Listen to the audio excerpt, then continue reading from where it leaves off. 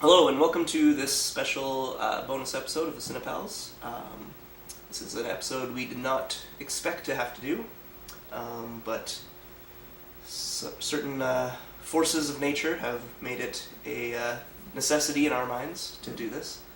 We're going to be talking today about the late great Philip Seymour Hoffman. He was 46 years old, gone way too soon. Yep. And I'm sure everyone can attest to. He's one of the greatest living actors of our generation. He's my personal favorite actor of all time. So it's with a heavy heart that we decided to do this bonus episode and just kind of talk about his career and talk about the things that he did that really touched our lives. So yeah, Greg? Yeah. Al and I were talking about this earlier. We kind of talked in passing about like the first time an actor makes an impression on you. It's you never really notice in the moment. You do when their career unfolds, and when you look back on it, you were like, "Oh my goodness, that's where I first took notice of this guy." Mm-hmm. And then you're like, "Oh my goodness, he's been in my life for so long, and I don't even really realize it." Like in the case of Philip Seymour Hoffman, it was his role in The Talented Mr. Ripley, for me, that it blew me away when I first saw it. I had mentioned to Alan that I was very young, way too young, probably, to have been okay to watch this movie. I didn't really understand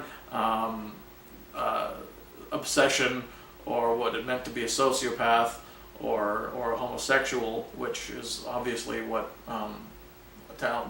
Tom Ripley was portrayed as in the movie. When you give it another watch, it's quite obvious. But I was like 8 when I saw the movie. Wow. So thanks, Mom. And when I saw Philip Seymour Hoffman's role, it was like he was this grating personality that I was just like, no, why are you so mean to Tom?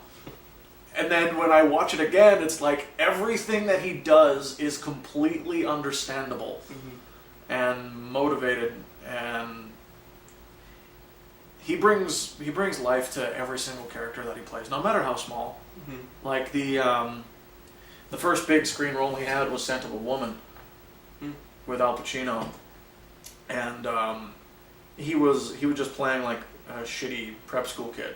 Yeah, and he was kind of typecast like that for a while. Actually. He was. Patch Adams and Talented Mr. Ripley. Mr. Ripley. He's a trust fund kid, right? Yep. And and Patch Adams too. I forgot he was even in that. Yep. But then I think it's Paul Thomas Anderson who we have to thank. Absolutely. For bringing him out and showing us all what he can, giving him the chance to show us what he can really do, because the role that really like breaks that and makes you look at him in a completely different way is his very small role in Boogie Nights. Yeah. Yeah, a small but memorable role. Yeah. Everyone's great in that movie, right? So it's hard to stand out, but he managed to do so. Absolutely. Yeah. Yeah, and I mean Paul Thomas Anderson, he cast him in all but one of his films. Mm-hmm. There Will Be Blood, and generally as a small role until, of course, The Master, his most recent film, which he was will probably go down in history as one of the great cinematic roles. Oh yeah, Lancaster Dodd. Yeah, him like Lancaster Dodd and Freddie Quell are great characters, and they are superb on screen. And Philip Seymour Hoffman is just so good in that movie. And that is the nicest thing I've ever said about that movie, because I actually don't like it. Yeah, and I know we've talked about this before, but yeah, it's definitely my least favorite Paul Thomas Anderson film. But if it wasn't for the performances of both Joaquin Phoenix and Philip Seymour Hoffman, I probably wouldn't like it at all. Yeah. But they I probably would like it about as much as I like Only God Forgives. Okay. I would like it because of its technical virtues, because it was shot on 65mm film and it's just gorgeous. It looks beautiful. Yeah. It's just absolutely gorgeous. But the characters that Anderson can create and the way that Philip Seymour Hoffman brought that one to frustrating life is beautiful. And yeah, I'm just really sad that that's one of the, like, obviously I'm sad that he's gone. I'm also sad that that's the last time we'll see him in a Paul Thomas Anderson movie. Agreed. Because you just know he had another one for him.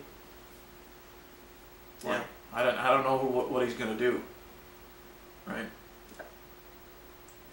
Directors only work with Daniel Day-Lewis once. So. What about you though? Like. Yeah, I first took notice of him, took notice in like a movie like Twister, probably, where he was playing kind of a jokey. Wait, the Helen Hunt movie? Yeah. With like Bill Paxton? Yeah.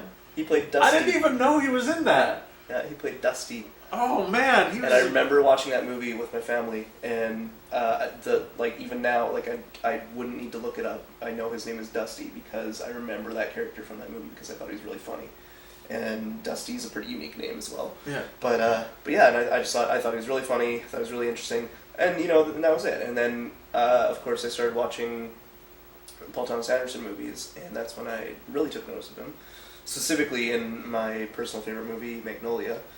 Where he plays this kind-hearted nurse that really, throughout the film, is the only character I'd say in that film that doesn't really do anything bad or anything. He's the only good character, quote unquote. Really, I would think John C. Reilly is up there as well. Ooh, no. No? You know? Nope. He yeah. We can talk at length about Magnolia, but John C. Reilly, his character, he's a self-righteous cop who... I haven't seen it in a really long time. Fair enough. He's a self-righteous cop who basically ignores this girl's really obvious drug habit and drug problem because he's attracted to her. Oh, see, I thought it was sweet. No, I don't.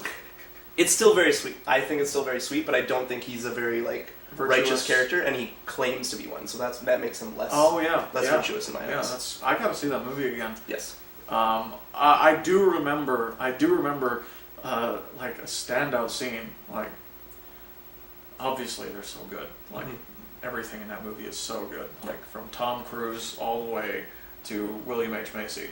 Everything is great in that movie. There's one moment in that movie where he's by Jason Robards' bed, and he's the last person on Earth that cares about this old, horrible man. And talking about it now, it makes me think he's kind of like Waylon Smithers, but only in a very, very, very tragic way. Right. Yeah. And he's the only one who's going to cry when this man dies. And he's the only one who does. Yeah. Really. And yeah, it's a small. You're right. Paul Thomas Anderson gave him another small role, but he just nails it. Yeah. And his scene partner is a near comatose Jason Robards for 90% of the movie. That 90% of his scenes. Yeah. Also, Jason Robards' last role. That's right. Yeah. And he's amazing in that movie too. Yes, he is. But yeah, his role in that movie, where he's got empathy, humor. Just just his face, and that's something I love about Paul Thomas Anderson too, Philip Seymour Hoffman too, three-name person. Yeah. Something I love about Philip Seymour Hoffman is his face can be the most terrifying thing, or the most you just want to hug him. He can just make it just by such subtle actions in his face. In this movie, the whole time he's just pudgy little guy who's just so full of love and life and just wants everything to be okay for this old man, and you just want to hug him. Versus you see Mission Impossible 3 or even The Master, Lancaster Dodd. The Master he plays both. Yeah, he plays them both in the same second. It seems. Yeah. In one moment you hate this guy, and you're terrified of him because of the way he's looking at Joaquin Phoenix, who you relate to, right? Yeah. Because you've been with him this entire time, and he's very sympathetic. And then as soon as he gets what he wants out of him, it turns back, right? Yeah. And it's It's stop on a dime acting, and it's just, you're right. It's all in the face. And speaking of that, he never. He's one of those actors that never let theater go, as well. He's a Tony Award-winning actor. Yeah, he was just on Broadway doing Death of a Salesman. Death of a Salesman, directed by Mike Nichols. Like, Nichols is also a guy who never let theater go. Yeah. And I think he has like a theater company in New York as well. Nichols? Hoffman. Oh, okay. I can't remember what it's called, but I remember reading about it. That wouldn't surprise me in the least, because he was always working on something in the movies, but he was always working on something on stage as well, and that would kill a lot of like movie stars, right? Because theater is such a grind. Yeah. It is such a grind. Yep. I wouldn't know about like Broadway, but I just know like independent theater. Stuff. That's tough. So I wouldn't think Philip Seymour Hoffman's company has a tough time finding locations to rehearse, but I can just imagine that all of that time that they don't spend doing all of that organizational stuff is all spent going back into the actual production of the play. Yeah. Which is admirable. Speaking of theater, pardon me. Speaking of theater, I think it's a nice segue to talk about what is probably my favorite performance of his of all time, and that's Synecdoche, New York.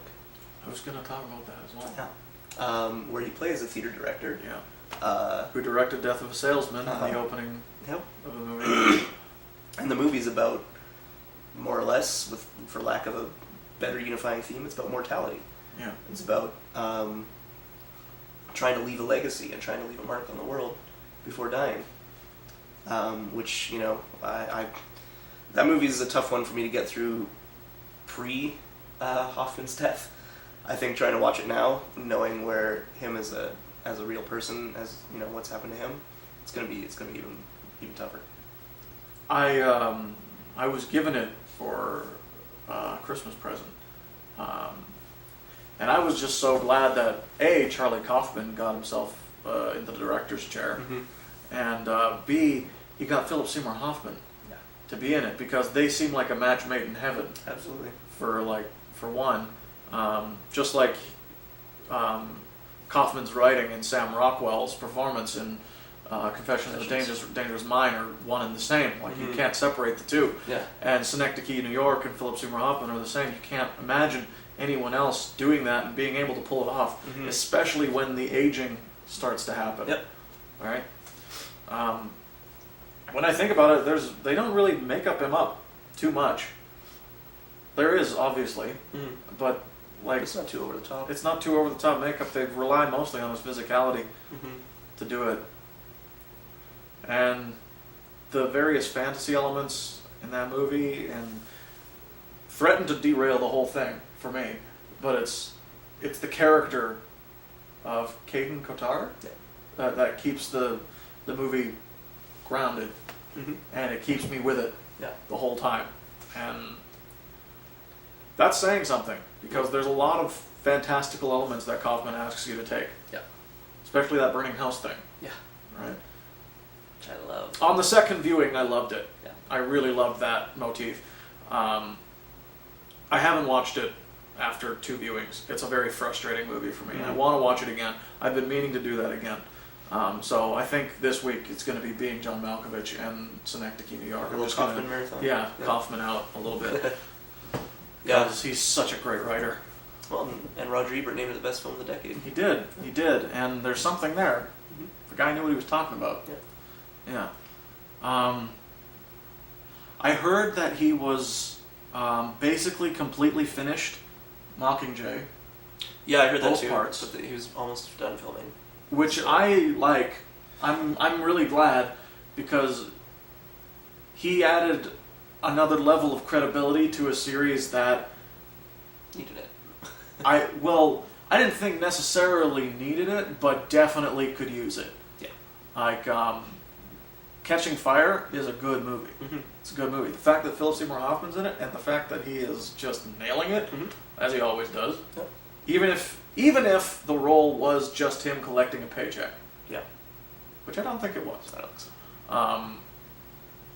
Even if any role that he ever did was him collecting a paycheck, which also I don't think ever happened, but he would nail it. Mm-hmm. I've never seen any movie that he's been in, or I've never seen any role that he's played that he's done any less than perfect. Mm-hmm.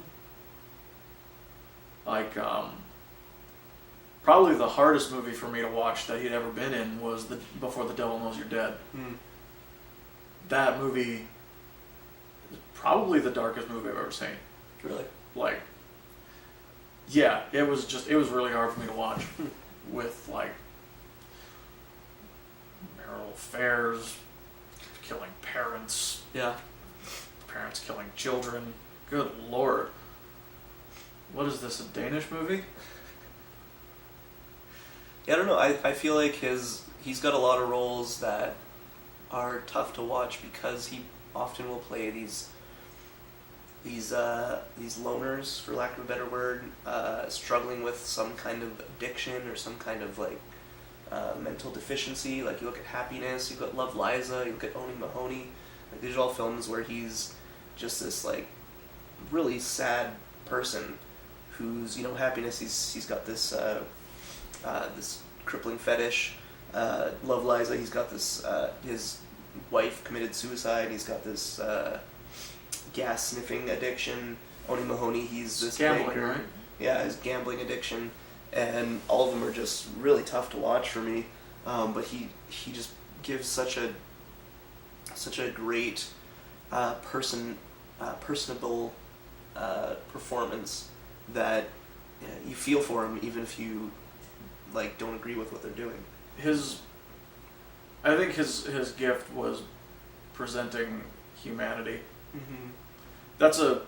I know that's a vague thing to say, but it's really hard to pin down. Like, everyone has demons, Mm-hmm. right? Everyone has demons that they wrestle with daily. The trick is making those either hiding them or making sure that they're not all you are, Mm-hmm. right?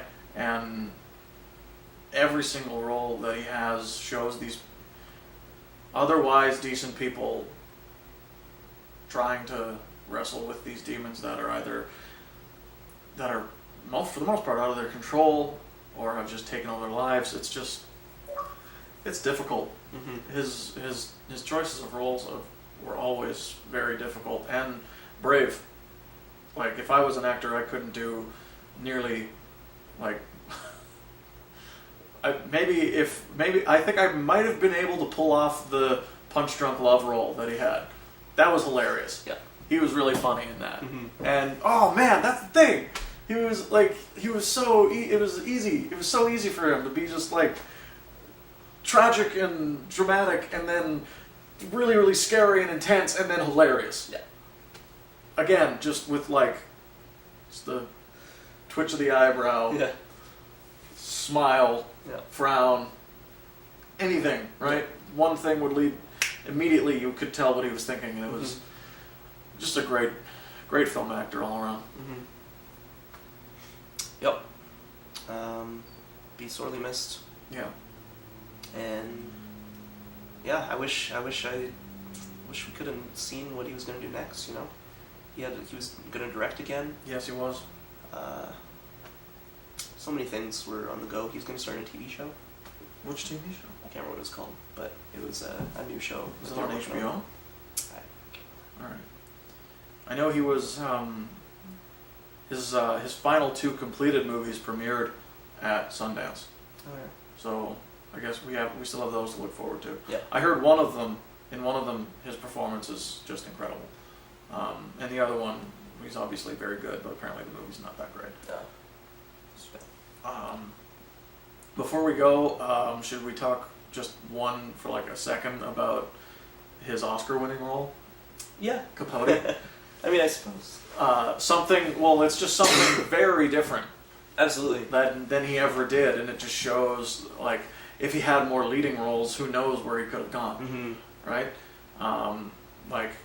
I think the first time he was nominated too. Was it the first time? Yeah. I actually just rewatched his acceptance speech, which is doubly sad because Heath Ledger was also nominated that year for Brokeback Mountain. That's right, he was. So another one gone too soon. Yeah, that is another one gone too soon. We got Heath Ledger managed to give the world 2 phenomenal, iconic performances, and every other movie that he was in, he's very charming. Yeah. And he's very, very good Yeah. in every other movie he's in. Well, that's the thing with him too, is that he was on the up. Yeah, you know, like he was doing like 10 Things I Hate About You and all these teen heartthrob roles, and he was great. Heath Ledger, like he elevates that movie. Oh yeah, yeah. Like 10 Things I Hate About You. They have a great cast in that movie. Mm-hmm. Like him and Joseph Gordon-Levitt, and Julie Stiles is actually really great in that movie. Alex Mack. Oh yeah, The Secret Life of Alex Mack. She shows up. I was never a huge fan of her, but I like that movie a lot. But yeah, you're right. He was totally, he was gonna be like the next big thing, or something. Like, yeah, he was gonna start killing it at roles, and yeah, that's the. It was the more Brokeback tragic Mountain. about Brokeback Mountain. That like so many people were scared away by that movie. Yeah. When I finally sat down and watched it, I was like, oh my god, he's so tragic and sympathetic, and just him and like the two of them both are great, but like you see why he was nominated for Best Actor and Gyllenhaal was nominated for Supporting, because he really takes the movie and plays an older man very well. Like, it's hard. It's not easy to do when you're in your physical prime to play like an older man who is just leaving his physical prime. Yeah. But he does it very well. And of course, there's the Joker. There is the Joker. There is the Joker. Capote. That role goes beyond Capote, goes beyond impersonation. It's so much more nails than that. the voice and the mannerism, but any like in a lesser actor's hands, that would be all it was. Yeah, it was just like, oh, he impersonated him very well.